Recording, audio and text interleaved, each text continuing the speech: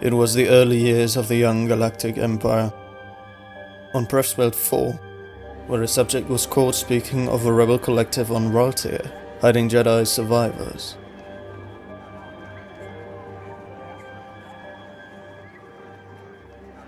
Following the incident on Pressbelt, Captain Hunter Reed was called to Coruscant to meet the agents of the Empire who had evaluated all the gathered information from the security department of Pressbelt 4.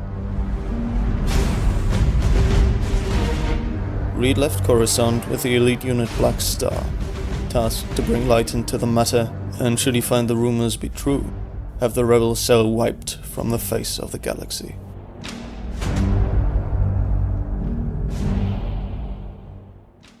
In preparation for the mission, Reed set course for the Coruscant system, where an old friend from his time at the Academy, Jade White, developed some of the best tech one could find in the galaxy.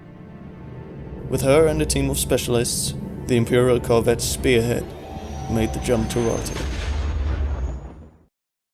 On the flight to Raltier, the Spearhead received a cold as holo transmission from an Imperial Star Destroyer. The agent on the line introduced themselves with the call sign New Moon, and Captain Reed learned that the Emperor himself had issued them to oversee the operation on his behalf. Arriving on Raltier, Jade's team was dropped off in a mountain range just out of sight of the spaceport, where they set up a relay station for a planetary surveillance system.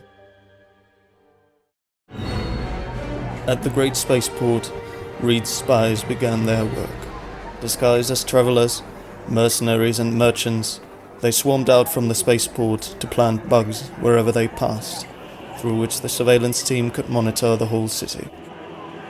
In the underworld of the planet's capital, one of the spies overheard a suspicious conversation between two unidentified subjects. He was able to hijack the comlink of one of the subjects and sent the data to the Spearhead, where the technicians tapped the comms connection. The hacked comlink quickly proved its value when an outgoing transmission was intercepted aboard the Spearhead.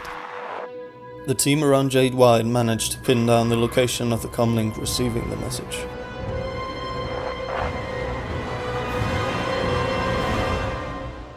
Operators were sent to the comms location to look for clues. An old refinery, few workers supervising the facility, but nothing suspicious. When they left the site though, the operators found themselves surrounded. One of the two agents left, sent a distress signal to the Spearhead seconds before the attackers closed in.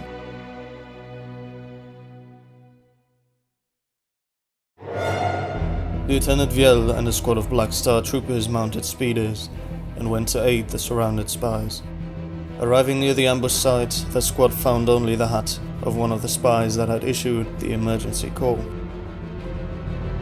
Viel had a feeling and quietly ordered his squad to leave the site, though not in time. Explosives had been hidden in the cap, and the detonation threw Viel off his feet. With two of his men killed by the blast, and Nuri, Viel's second-in-command, injured, he and the remaining soldiers withdrew from the site. Later that night, Reed was surprised by an incoming transmission from Mission Supervisor New Moon. Word of the suspicious ambush had reached them, and the agent made clear that the mission must under no circumstances be compromised. New Moon closed the call, advising Captain Reed not to allow his own boldness to affect the operation, and that he should have an eye on his team. He was to proceed with caution. Down at the ground base, Reed left camp at night to visit the ambush site, joined by Lieutenant Viel and his right hand, Nuri. The three examined all the possible escape paths around the ambush site and infiltrated the nearby refinery through a broken fuel pipe. Inside, they found one of the workers suspiciously wearing the cap of one of the lost operators. Reed approached the man as he passed and asked him where he got the hat. Without question, the man pointed them the way. Reed, Viel and Nuri found the spot that the refinery worker told them about. It was a crossroad. 3 corridors led away from the spot, and Reed decided to split up. Each of the 3 should follow a different path and call the others when finding something. Viel voiced concern, but took the road to his right. Nuri turned left, and Reed followed the corridor ahead.